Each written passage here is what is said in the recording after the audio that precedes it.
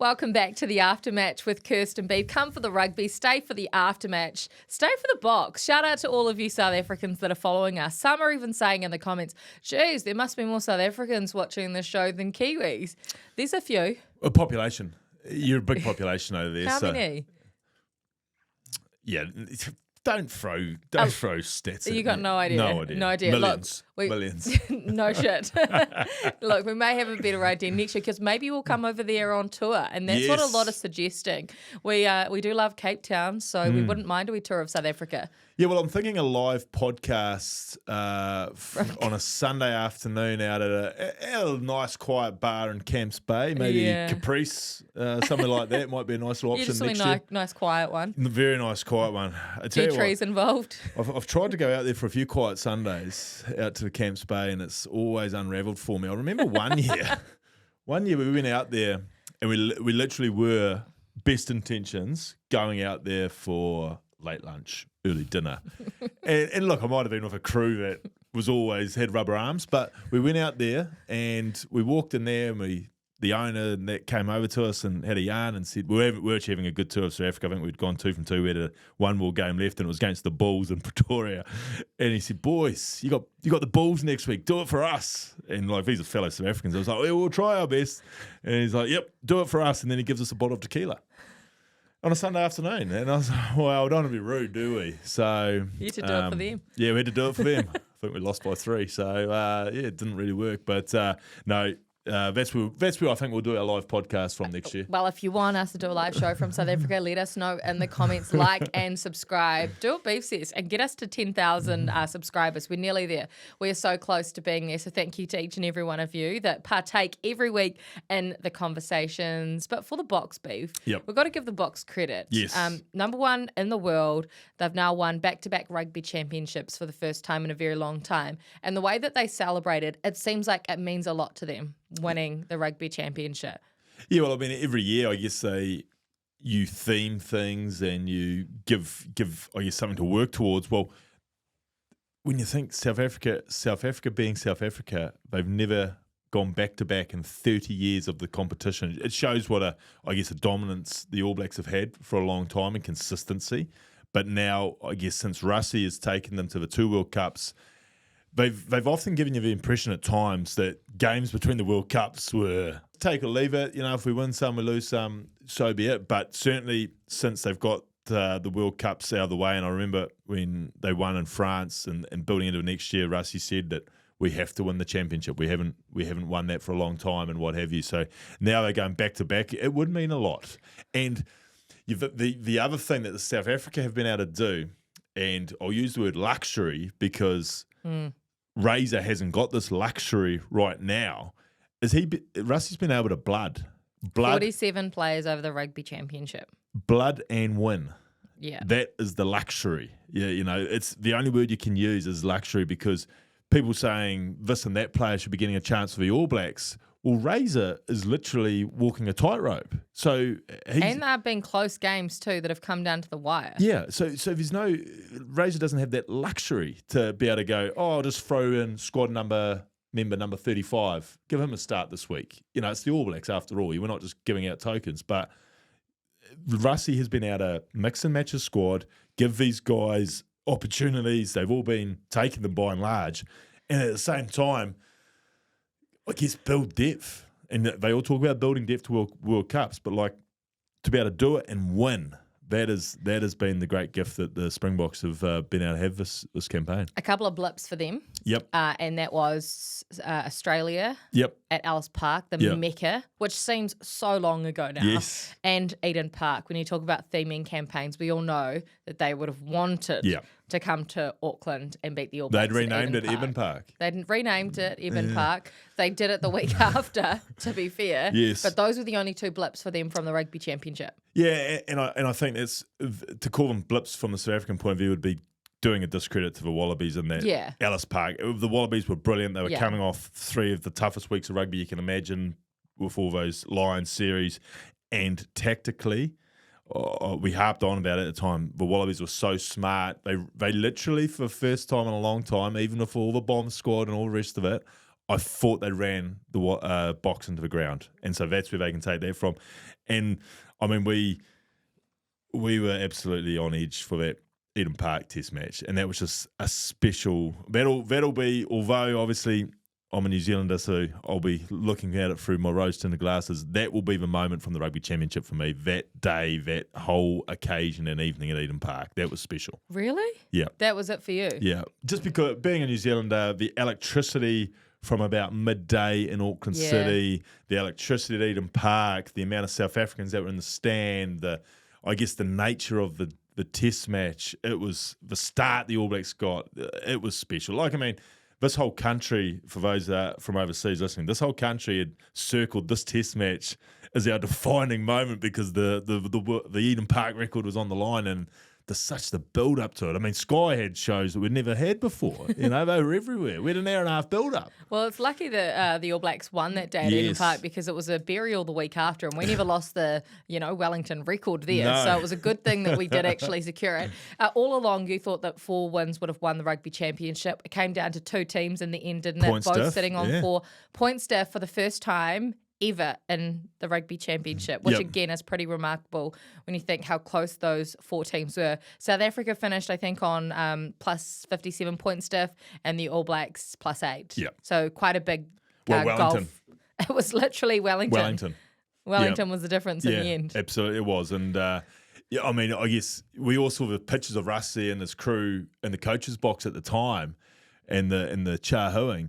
But you just wonder if, they knew then and there points diff was going to be huge. And you got to think, with every 7 they get, reduces 7 for the All Blacks. Literally, the Wellington scoreline was the difference. The All Blacks, how'd you rate their Rugby Championship? Obviously, they had a couple of blips as well. You said don't call it blips for the Box because it discredits the Wallabies. But blips in Argentina, which you didn't expect to happen at the start of the year, remember? No. Because you banked 12 from 13. Yes. And a big blip in Wellington. Yeah, well, the All Blacks campaign's a funny one because if someone said to you at the start of the campaign the All Blacks are going to win 4 from 6 in the toughest competition in the world against these teams, you're going to say, yeah, that's a success. But would you have thought the 2 losses would have been against South Africa? No, I think it's the manner of the losses which takes a bit of the shine off the 4 from 6. The fact that the Argentinian performance in Buenos Aires a week after what was a very good performance in Cordoba, it was so off from the level that they'd been at physically. The Argentinians got over them, and then, I mean, the Wellington game's been pulled across the coals for months now in this country. But so that probably just takes a bit of a shine off the fact that, as I said, 4 from 6 against the quality of opposition that they were going into, you would take that probably most years. But the manner in those losses probably just takes a bit of a shine off. You reckon the Rugby Championship 6 weeks that we've just been through will be harder than the Grand Slam on the end of your tour? Well, the only thing about the Grand Slam tour is it's week. There's no breaks. From a quality point of view, of course. Yeah. Like you're playing the World Champions twice, the Wallabies who have gone within a whisker of beating the Lions, which is all those teams combined, and then Argentina World Cup semi-finalists. So, yeah, absolutely. But the fact is that tour is bang, bang, bang. There's no week offs in between. Let's talk Australia then, because Australia finished 3rd in the Rugby Championship, got a victory against South Africa and a victory against Argentina. So every team got at least 2 wins in this competition. Came close to the All Blacks both weeks, really. Yep. They came close. They're a team with the biggest trajectory at the moment. Yeah. They're just getting better and better. Since like November last year. Yeah. It's like 12 months of on the up. They don't give you the explosions or those 15-minute meltdowns when the game's close anymore. Guys have just come of age. You think about some of the guys that they've unearthed too. Not unearthed, but Jorgensen's one that just jumps out, comes to mind. Obviously, Suaalii, we all knew with the hype and hoopla of what he did on the interview tour last year.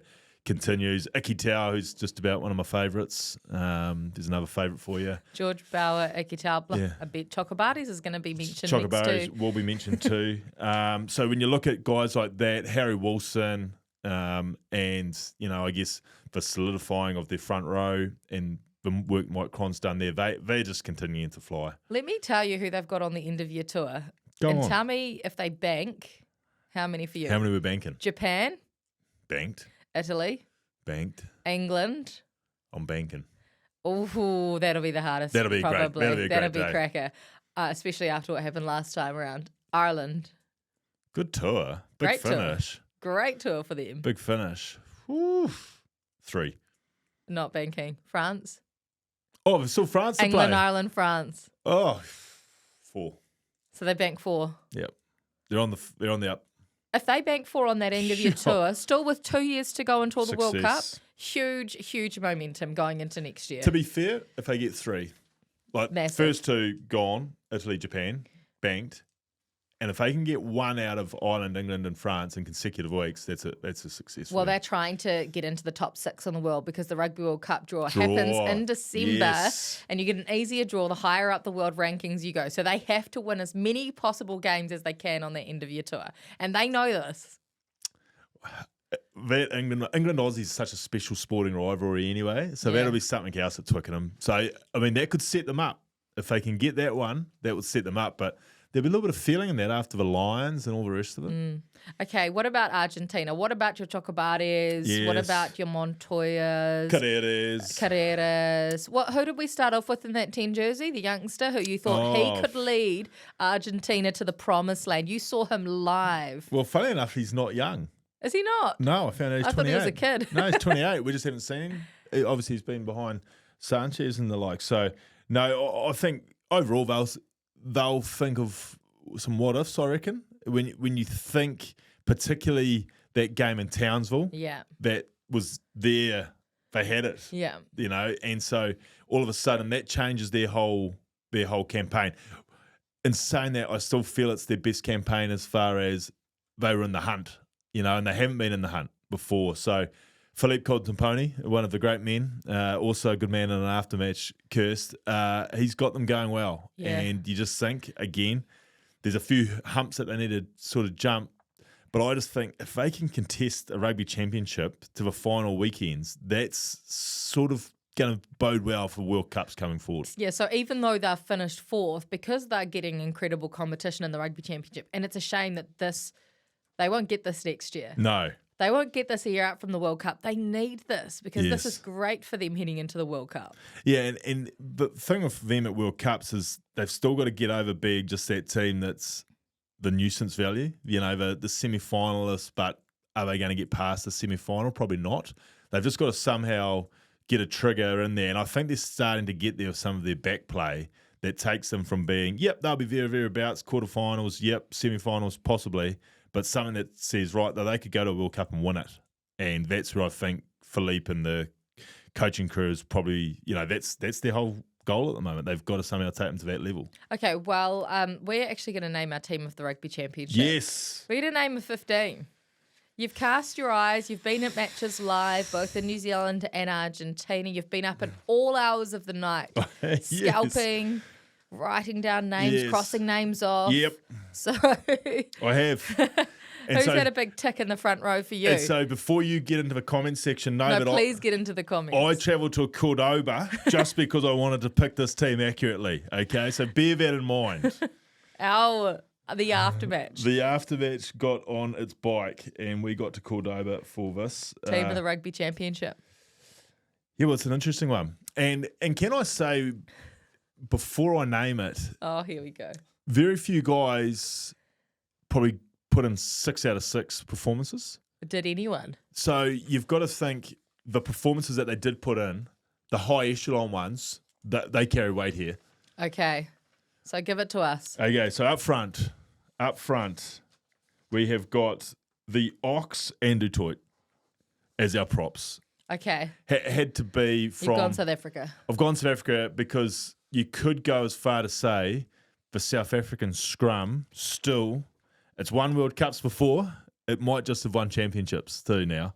You think about what that scrum did to Argentina in the weekend when the game was in the balance. Surely a special mention for our Richie Mo medalist, Fletcher Newell. Yeah, well, there's special mentions everywhere. Fletcher Newell got one. I thought... George Bauer. George Bauer, of course.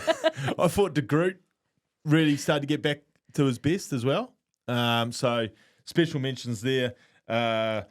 Argentinian captain. He's Yes. one of 2 Argentines to make this championship team in at hooker, Montoya.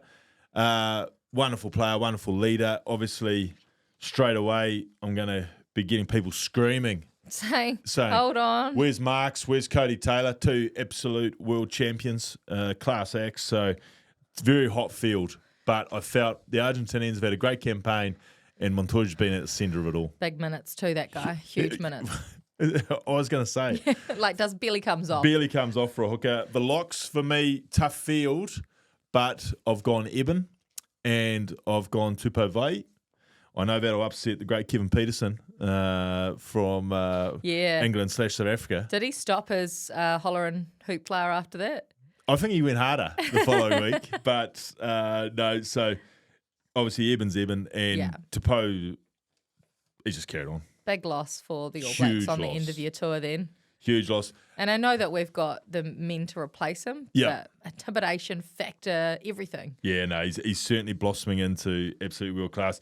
But loose forward trio, Curse, it was easy and yet it was hard. But you know, I often say when you pick these teams, it's easy to throw names out and say, oh no, and try and cause an argument. I'm telling you, if the Martians came down to Earth right now, this is the loose forward trio you want to save your life. Wait, so there are arguments around this or no There arguments? shouldn't be. This, when I wrote this down, this is a ridiculous loose forward trio. And there'll be people who throw out other names, but I'm telling you, just imagine we're being invaded and you need a loose forward trio to save your life. I'm going to read it to you now. Okay, I was just trying to guess actually. Oh, go on, I think have a I guess. can though. Go. I think I can. Artie's in there. Yep. Artie's in there. Peter Steph. Yep. And +1. Mm-hmm. Where do you go? Australia? Yep. Australia. Yep. Are you picking positionally here? Yes, and they all fit in positionally Oh, they too. do fit in positionally. Is Yeah. Artie 7? Artie's at 7. You going Harry Wilson? Yes, I am. Yeah. Artie You're Savia. so predictable.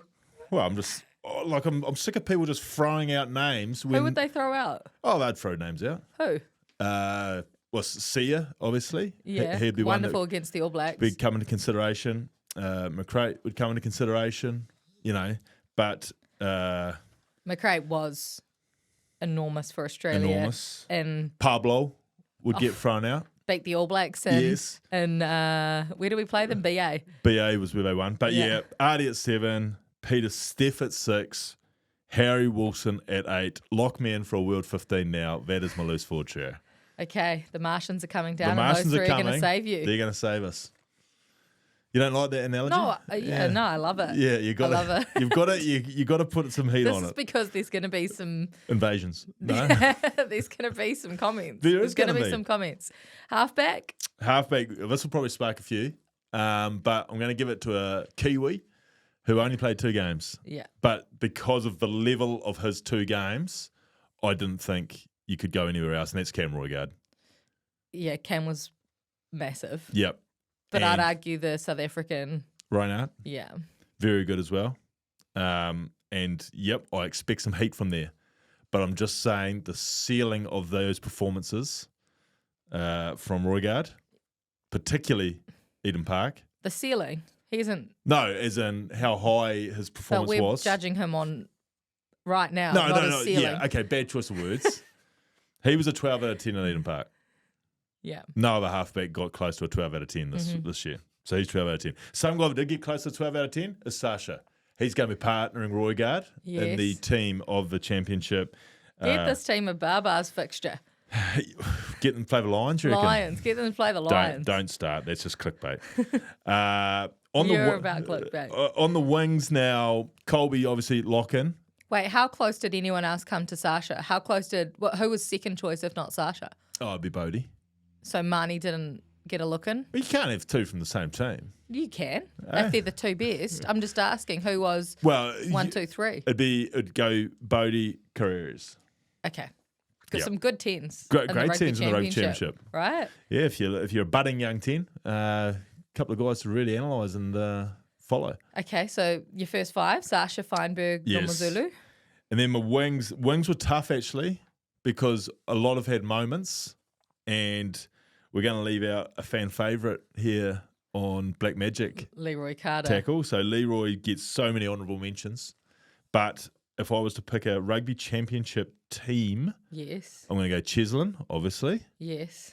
And then I'm going to throw one over the ditch, and I'm going to chuck Jorgensen. I know he finished the campaign at 15 and held his own at 15, but his early stuff on the wing against South Africa, in South Africa, and then against Argentina, he was match deciding sort of level. Yeah. And that was his impact. So Jorgensen gets the other wing berth. The midfield, this is probably going to really cause some debate, but I couldn't Where are go. those Martians? Those Martians are coming, but I couldn't go past Chocobetes. Can you say it properly? Not Chocobetes? My mate Choco. He was great in Cordoba in a loss. He was huge in Buenos Aires in a win. And then again, in Townsville, he was good. Sydney, he was good. The 12 of the competition. 12 of the competition. Got a little bit restricted against the boys in Twickenham. But again, I thought he shone himself against South Africa at times. Honourable mention, Geordie. Geordie Barrett. Yeah. Yeah, Geordie was very, very good. Honourable mention, Ikitau. Yeah, Ikitau's unlucky. He would have been one of the Wallabies' best across the six. You I said think that not many played 100% Yes. at six, but I think he played all but one. Kirst, when you do match. these sorts of things, you wait for the listeners to pick holes in it. You're not supposed to pick holes in it Pick right away. from the start. Pick But away. yes, I think the Wallabies call it the John Eales medal Yeah. for Player of the Year. I would say Ikitau's already got his neck through the ribbon. He's Ikitau, McGrate. yeah. I struggle to get Ikitau's. Wilson. Sorry, Ikitau. He's bloody. Yeah, sorry, he's going to get the John Eales medal, but he's But not he's- good enough for our team. Well, that's how good Choco's been. Okay. And 13 is Suali'i. Had some All Blacks have probably Nullified him him a bit. Maybe this obviously very wet in Perth, but I thought South Africa performances. He does so much for that team that more than just being the player. I think he's a leader amongst them, and certainly a reason I think that Australia's turned around. And the fullback, Will Jordan, Yeah. Did anyone come close to him? Willemson. Yep. When he wasn't at 12 or he was back there, obviously missed the first part of the campaign. Yeah. Willemson, he looked great against the All Blacks, but no, and I reckon Wright, if he hadn't got injured, would have been in the conversation too. But Will Jordan, few of his impacts, he's still a special footballer. The glow stick, they call him, the glow stick. So that is 6 from South Africa, 2 from Argentina, 3 from the All Blacks, 3 from the Wallabies. 4 from the All Blacks, I thought I had. Who was the 4th? Artie, Tupou, Roygard, Will Jordan. Oh, you had 4. Okay, sorry. 3 I from can't the count. 3 from the Wallabies. 3 from the Wallabies? Yep. Yeah, 2 from Argentina. Yep. Yeah, okay. I just didn't get up to 15. I had you at 14. Yeah. So, what do you think of our team for the Rugby Championship? And who is your Rugby Championship MVP? Does it come from that team or does it come from elsewhere? Who's your MVP from that? Yeah, it has to come from South Africa. You have to come from South Africa, and you've probably got to come from Wellington, don't you? It's got to come because from my that's team. what won. That's what won. So, who would your MVP? From Wellington. That ultimately Sasha wasn't there. That ultimately won them. the competition. So potentially your competition Detroit. MVP Ox. is potentially not there. Eben was off early, so yeah, no. It's potentially Willemse Yes, it was. Yeah, geez, you've really poked some holes in my team before we've even got off or the Reiner. podcast. Hooker as well. Ethan Hooker came out of nowhere. He's potentially, like, if you were to pick an MVP of the Yes. Rugby Championship, genuinely, Yep. who is it? Who's your one? It's probably Sasha. Sasha. If you're to pick like a rookie of the tournament, is it a Hooker? Is it a Carter? Leroy Carter. You're going Carter. Has to be rookie. Has to be rookie? Yep. What about Ethan Hooker? Yeah, he's been very good too. But I feel bad about leaving Leroy out of our team of the championship, so he's rookie of the So he's campaign. rookie of the campaign. But he's like a pure rookie too. Yeah. Like this is his first year playing 15s, albeit he's played NPC. Ethan Hooker's the same. He played 2 tests. Yeah, I know that, but okay, poking holes in everything I say today. I can't have you looking silly. No. Well, I'm pretty sure this will go to air. This may or may not. So there you go. Vote for your Rugby Championship MVP in the comments. Let us know exactly who it is. And that is the Aftermatch with Kirsten Beav. Come for the rugby, stay for the Aftermatch.